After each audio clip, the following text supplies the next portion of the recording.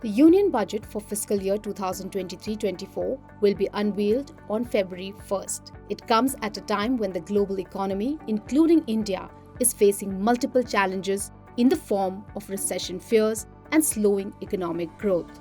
While this may put a strain on government coffers in the months ahead, analysts are not ruling out possibilities of populist announcements. This is because the budget will be the last full one before the country heads into a general election in calendar year 2024. Moreover, 2023 is also dotted with several state elections. Madan Sabnawis of Bank of Baroda, for instance, expects the government to rationalize subsidies which can pay for the additional spending that the government may do in the election year.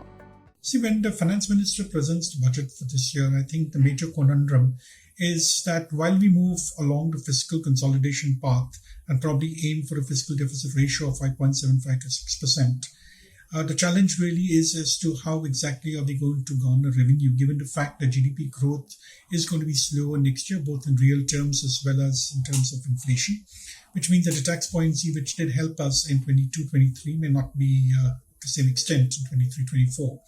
So I think it'll be more a case of how you manage your expenditure.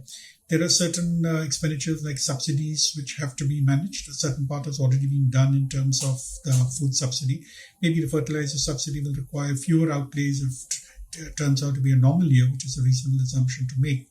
And therefore, the focus will be more in terms of seeing within these kind of constraints which are there, whether it's possible to probably get in a little more capex, maybe around 10-15% higher, so that you're able to balance all the requirements or all the demands which are there from different sections. This could also be combined with maybe a little more PLI for the SMEs of some more sectors. And on the revenue side, of course, the critical part will be what kind of a number is taken for disinvestment, given the fact that we haven't really been very successful in terms of meeting the targets. So we'll have to have a more practical kind of a number, maybe in the region of around 40 to 50,000 crores, nothing more than that. Because taking tough calls on certain enterprises may also be a challenge in this particular year, again keeping the elections in mind. Analysts at HSBC meanwhile believes markets will likely rate the budget on transparent and credible fiscal math, improved tax regime, continued capex thrust, support to states, and addressing liquidity and bond market concerns.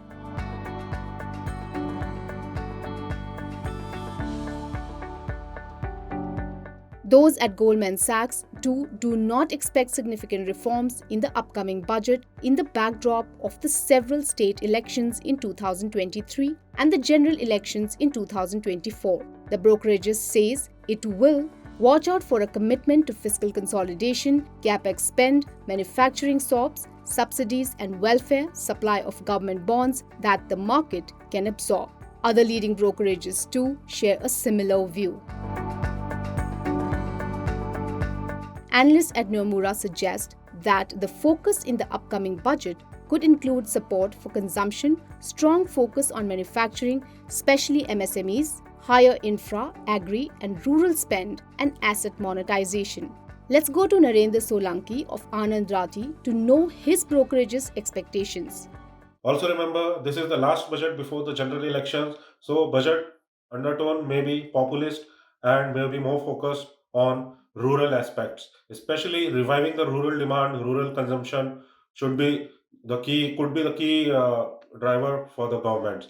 Also, coming to the sectors which could see some positive announcements are auto, especially in EV segment, we can see some announcement. In manufacturing space, steel and aluminium, we may see some custom duty positive announcements. Then in infrastructure, we can see some positive announcement as government focus would be to heavily up the spending on infrastructure. Then we can see some tax rate restructuring in the budget announcement, which could be better for salaried class people.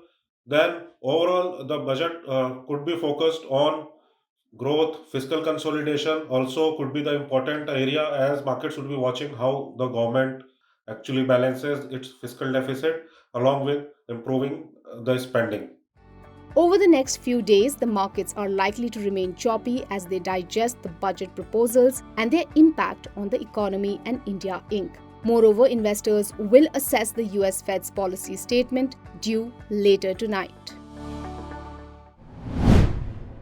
If you like this video, share it and subscribe to Business Standard. For more news, views and insights, log on to www.business-standard.com. Do also follow us on YouTube, Twitter, Facebook, Instagram, Telegram and LinkedIn.